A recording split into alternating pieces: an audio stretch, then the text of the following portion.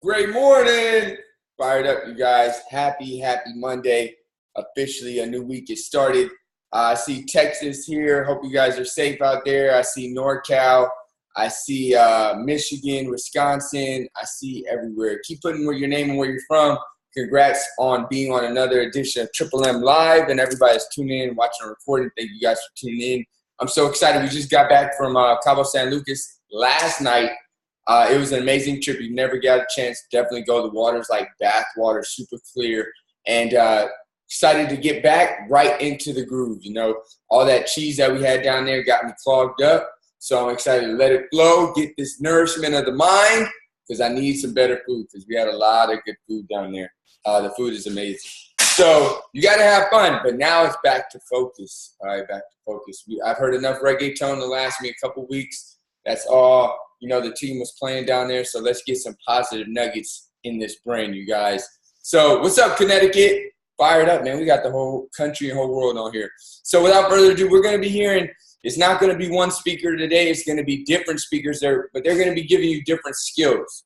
So you got to understand that you get paid, really you attract the value and light that you bring to the marketplace. So you know one skill, you're going to make one skill level of income. You know two skills, you're going to know two skill level of income. That's what Jim Rohn, our mentor in Herbalife, said. You get paid for value, not time. So I like to look at it like you have a tool belt, and you're just adding tools to your tool belt. So that's what we're going to be learning about today, different skills and how you can apply them. Make sure you have your notebook so you can share your takeaways live at the end. If you're at work or something where you can't share, no problem. Put them in the chat thread and we'll read you all. So without further ado, let's get into your skill sets. Enjoy. Skill number one is speaking up. One of the things you would want to be sure to do is, whether you like it or not, get very comfortable, it may take a while, with public speaking, for example. I mean, that's an asset that will last you 50 or 60 years, and it's a liability if you don't like doing it and are uncomfortable doing it. That also will last you 50 or 60 years, and it's a necessary skill. Skill number two is being honest with yourself. One of the big things that all startups do is they lie to themselves over and over and over. Mine's faster, mine's cheaper, mine's better, mine's this, mine's that. No, it's not. And the reason it's not is because whoever it is you're competing with, it's not like they're ignoring you. It's not like, oh my goodness, this guy just started on Shopify in the startup competition. He's doing $1 million this year. Woe is me, I might as well close up the doors. What are they doing? I'm gonna copy what they're doing. And now you've got to stay ahead. And so, you know, you've got to be very careful as an entrepreneur to be brutally honest with yourself. And those are some of the things that you'll hear from me as a mentor, that know what you know what you don't know, but you've got to know your business better than anybody. Skill number three is having confidence. I don't know if you'd agree with me on this, but in many ways, one of the key factors to legendary success isn't your natural ability. It's not whether you have the right product. It's not whether you're in the right field. It's not whether you've had a blessed background. It's not whether you have the right IQ. I want you to really think about and deconstruct and play with, maybe later tonight in your journal. I want you to deconstruct this idea of confidence. And it seems like a very simple word, but just think about it in your own life. When you have confidence, or we could even call it fire, when you have that fire within you, that confidence, that interior bravery, you almost have this power to do whatever it takes to get your brave vision done. You see, in this world, it's not about, in many ways, your strategy in your business or your ability in your life. It's about this thing called confidence. And we have all had these times in our lives when we are full of confidence. And what other people see as a problem, we simply do see as an opportunity. Other people see it as a stumbling block or a wall, and we see it as a stepping stone or this solution. And so confidence is something that you really want to wire in. Confidence is something you really want to develop. Confidence is a practice. Confidence is a muscle. And like any muscle, the more you focus on it and practice it and train it, the stronger your confidence is going to grow. And I just have to say it again. When you are at a place in your life when there is an ongoing, steady stream of confidence moving through your mindset, moving through your heart set, you do the heroic in your business and you achieve the remarkable in your life. Skill number 4 is listening. Nelson Mandela. They hit us with a commercial. Hi, I'm Janice. I'm a car insurance rep. Call my hotline and you'll get... So, there we go. Everybody is the video okay? A particularly special case study in the leadership world because he is universally regarded as a great leader. Is it frozen? Or are you not seeing the video? Lagging? It's kind of weird. Yeah, it's like in slow motion almost. I don't know why it's doing that. All right. Here, but you guys can hear the audio okay? Audio, okay. Just try to listen to audio. I don't know why the internet's been messing up, but try to listen to audio and we'll go over it at the end. Yeah. The audio is good. Just the video is slow-mo. Good. All right, cool. Take other personalities, and depending on the nation you go to, we have different opinions about other personalities. But Nelson Mandela, across the world, is universally regarded as a great leader. He was actually the son of a tribal chief. And he was asked one day, how did you learn to be a great leader? And he responded that he would go with his father to tribal meetings. And he remembers 2 things when his father would meet with other elders. 1, they would always sit in a circle.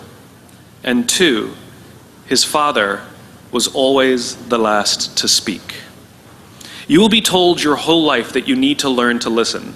I would say that you need to learn to be the last to speak. I see it in boardrooms every day of the week. Even people who consider themselves leaders, who may actually be decent leaders, will walk into a room and say, here's the problem, here's what I think, but I'm interested in your opinion, let's go around the room. It's too late. The skill to hold your opinions to yourself until everyone has spoken does 2 things. 1, it gives everybody else the feeling that they have been heard. It gives everyone else the ability to feel that they have contributed. And 2, you get the benefit of hearing what everybody else has to think before you render your opinion. The skill is really to keep your opinions to yourself. If you agree with somebody, don't nod yes. If you disagree with somebody, don't nod no. Simply sit there, take it all in, and the only thing you're allowed to do is ask questions so that you can understand what they mean and why they have the opinion that they have. You must understand from where they are speaking, why they have the opinion they have, not just what they are saying. And at the end, you will get your turn. It sounds easy, it's not. Practice being the last to speak. That's what Nelson Mandela did.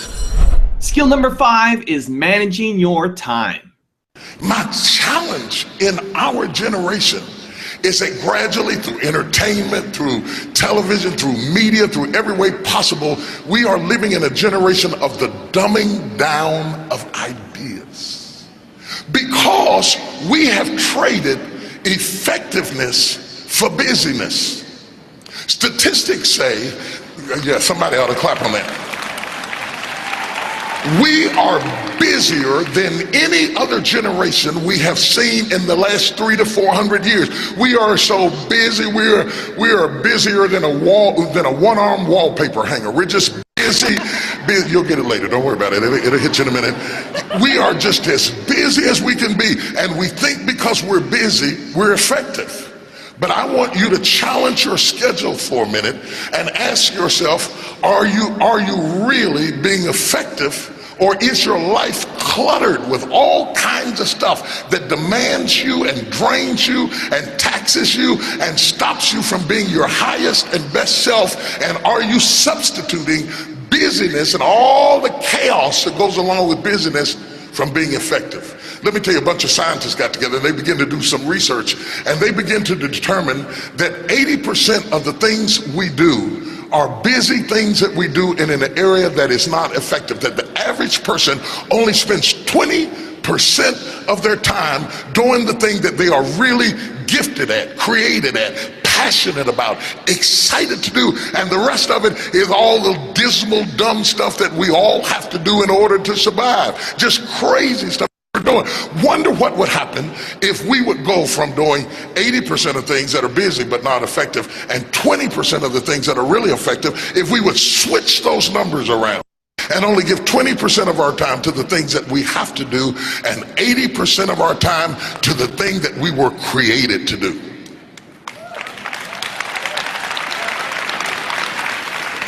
Wonder what would happen to your life. Now think about it a minute. There's a lot of things you could take from me and I could make it. You could take my suit, I got another one. You could take my car, I could get another one. You could take my house, I could get another house. But when you take my time, you have taken something from me that is totally irreplaceable. We take all kind of classes from money management.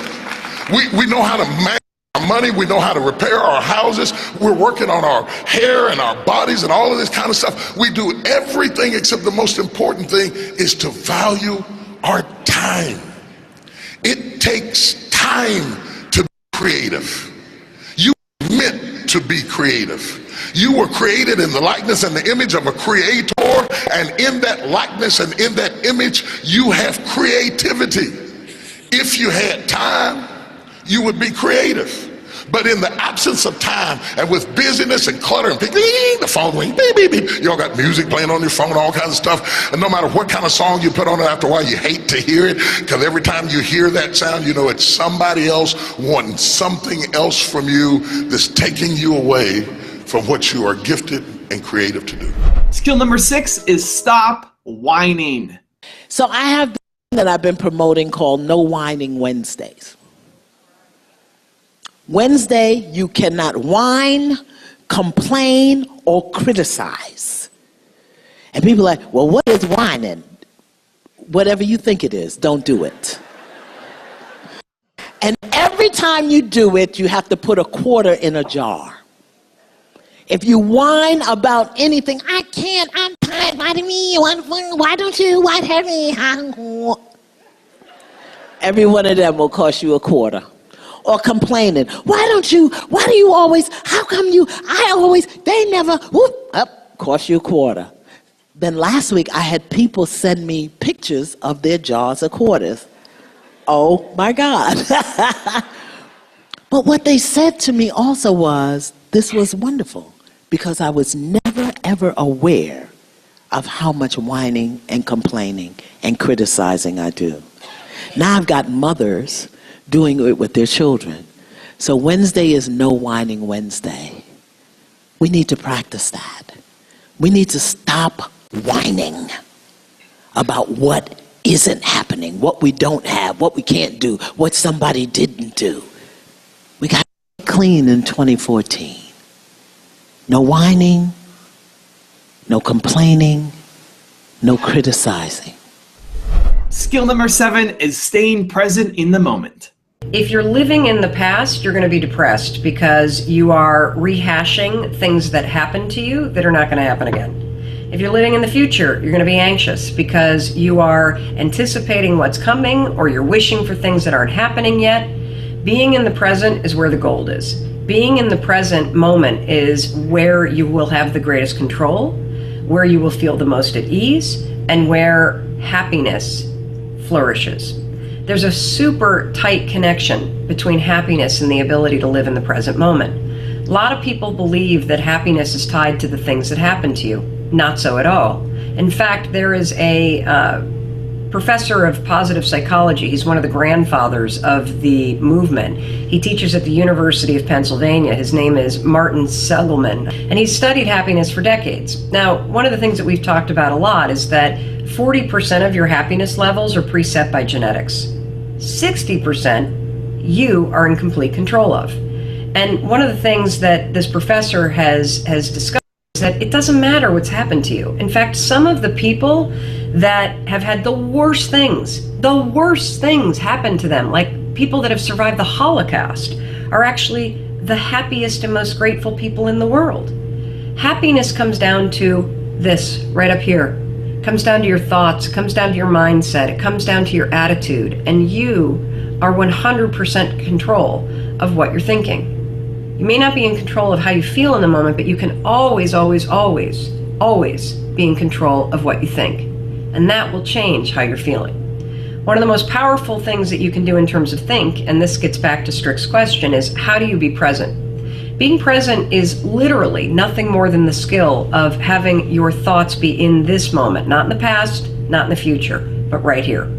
The way that you teach yourself how to do that is that the moment that you catch yourself being distracted, the moment you catch yourself starting to worry, the moment you catch yourself drifting to the future or drifting to the past, that's a moment of tremendous power because you basically just woke up.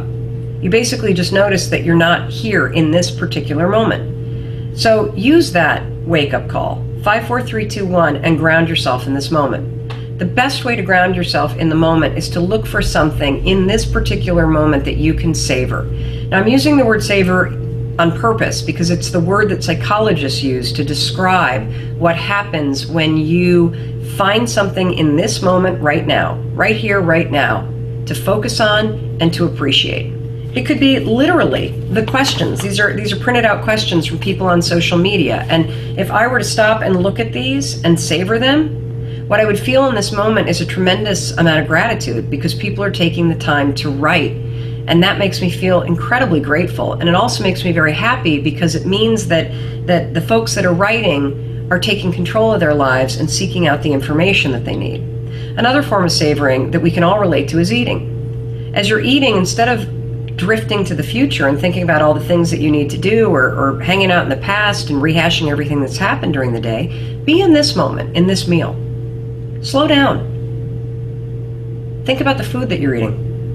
Think about the people that you're sitting with and how you feel about them. And if you want to take it up a notch, actually acknowledge them. Hey, this food tastes amazing. Thank you for cooking. Or I'm so glad to see you and that we get the time to have this meal together. Those small, simple acts of savoring are how you expand your happiness inside the present moment. So, how do you be more simple? The moment that you catch yourself in the future, in the past, worrying, whatever, refocus yourself right here, right now, and then find something right here, right now that you can savor. And when you do that, you're not only going to be present, you're going to feel more grateful, and you're going to feel a little boost of happiness. Skill. Awesome. Great stuff. I love that, Awesome.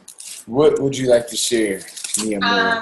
Hello. Great morning. So for me, I would like to share, I chimed in a little late, but anyhow, that does not matter.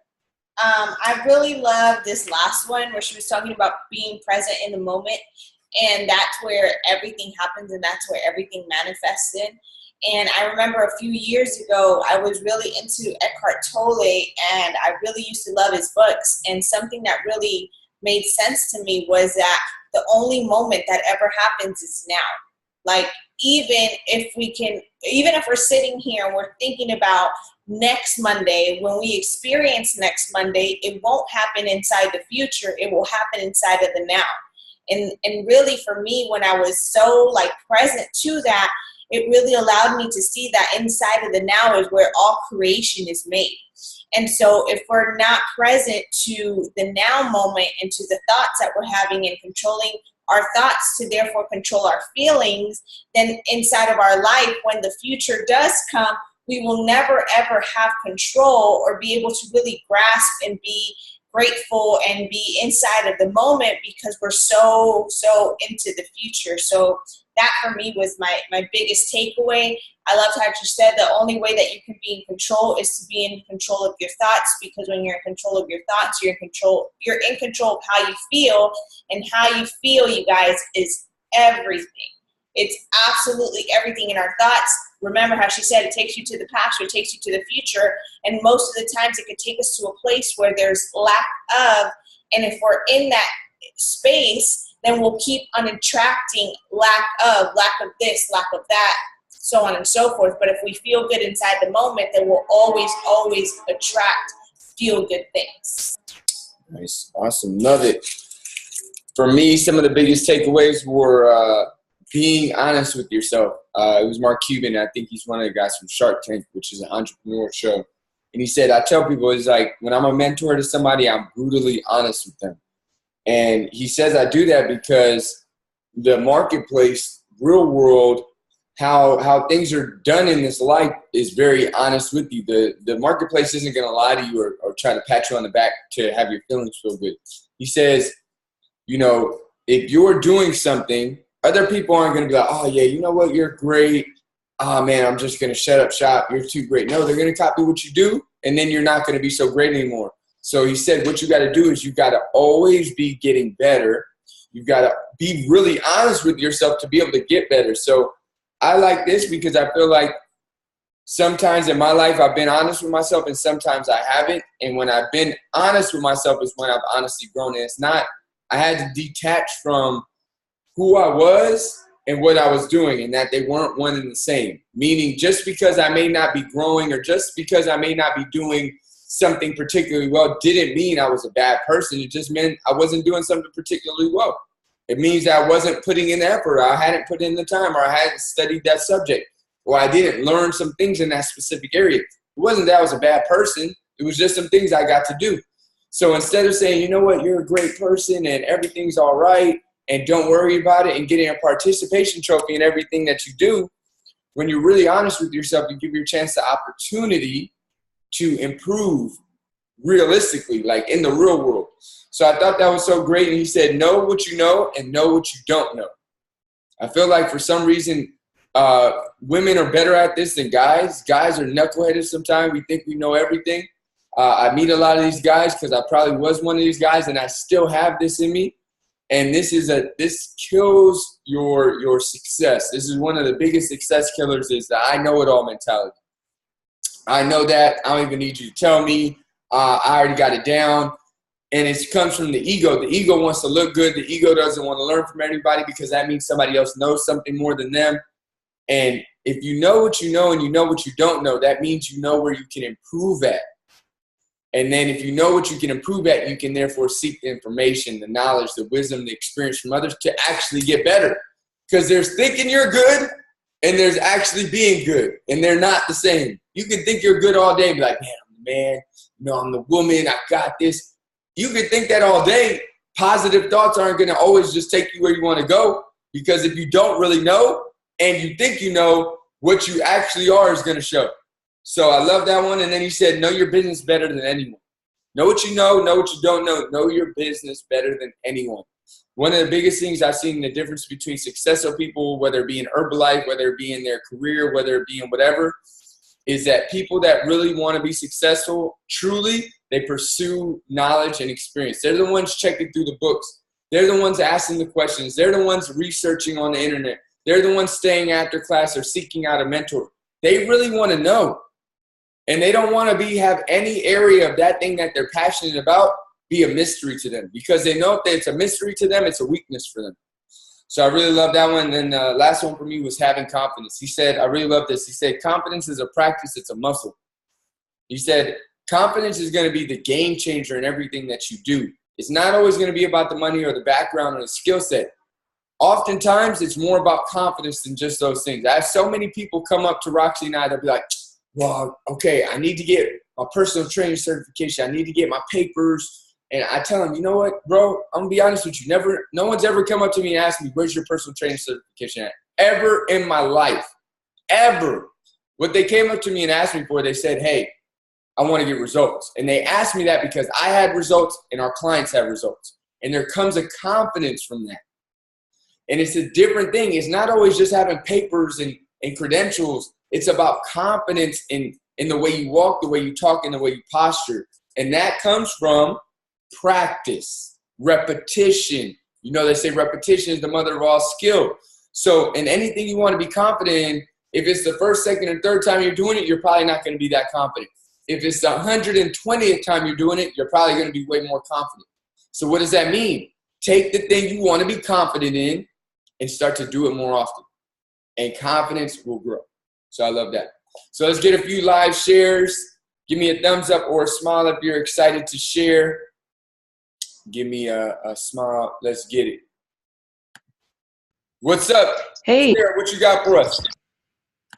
I absolutely loved. I don't know who was speaking because of the video, but they were speaking about Mandela and how he was always the last to speak, and I hear that a lot in being in corporate America. Being the last to speak in a meeting is a huge idea and something that everyone should try to strive to do. Because when you hear other people's opinions, they actually improve yours. And it's really important to hear from other mentors or other people around Herbalife to make sure that you're going in the right path. So one thing that we strive to do is we're in Minnesota, and so we reach out to a lot of other teams just to hear how they're doing the business, what works for them, what doesn't work for them. And networking is a really big benefit for any business. So I loved hearing about that. So when you're in a meeting, strive to be the last one to speak. Love that. That one was a big one because I thought, like he said, the leader's supposed to like come in and speak first, lead from the front, but he said no. You want to let other people speak their perspective to give the authentic perspective, not colored by your perspective, and then be the last to speak. I thought that one was one of the most eye-opening I've ever heard. So that was awesome. Give me a thumbs up or a smile. Yeah. I didn't share. Preston, what you got for us? One that really smacked me in the face, and it's pretty cool that I'm in it right now myself, but I don't even know who the speaker is. You got to talk up a little bit, brother. Can you hear me? Just talk up a little bit. Come a little closer. There you go. Cool. Can you hear me now? Better? Yeah. Cool. I don't even know who the speaker was, but they said, I think was it Mark Cuban? No, I'm not sure.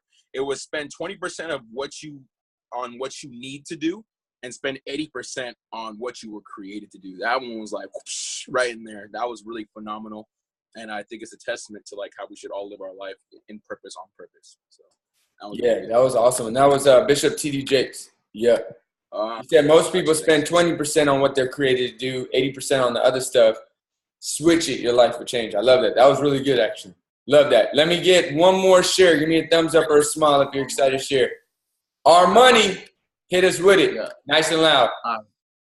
So one of my takeaway was the No Whining Wednesdays. That was dope for me because I honestly have I could say I've been getting better, but complaining as far as like in my family, and I notice I only do it when I'm home, and I think it's just the comfortability of being around someone you've known all your life that you're more comfortable. So I'm definitely going to be doing that. Doing the jar on a Wednesday and see what I can do because I've been getting better, honestly, but really applying my personal development in my home, not just in the outside world. I love that. That's my takeaway. No Whining Wednesday, and then expand it. I love that.